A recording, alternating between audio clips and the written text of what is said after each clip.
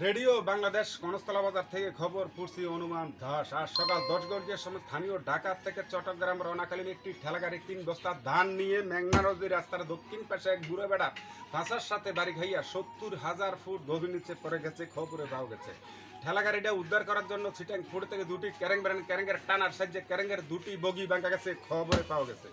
এই দিকের পরবর্তী খবর জানা যাচ্ছে আশুগঞ্জে ফাটার গুদাম আগুন ধরিয়া বঙ্গোপসাগর ফিরিয়া সারকার হয়েছে, বর্তমানে মাছের কোনো ক্ষয়ক্ষতি হয় না। এই দিকের পরবর্তী খবর জানানো যাচ্ছে সিলেটের আমিরা বদনা দিয়া কুবাইয়া 9 জনের মাথা হারাইয়া 74 আসমান উত্তরটা বইয়া বইয়া ডাবা টানে। এই দিকে আরো পরবর্তী খবর জানা যাচ্ছে ঢাকা আবর্জনা হেড অফিস থেকে বলছে মশা মাছি যত আছে সব মশা মাছি যদি সরে নেন না, আমাদের দেশের বহুত মানুষ ডেঙ্গু জ্বর নিমুনিয়া আদা মারা খাইয়া মারা হুন মারা কইয়া স্যাবডা হইয়া বহুত মানুষ মারা গেছে। এই দেশ যদি ঢাকার মশা না সরাই নেন, আমি আন্তর্জাতিক আদালতে মামলা করব। এই দিকে আরো পরবর্তী খবর জানা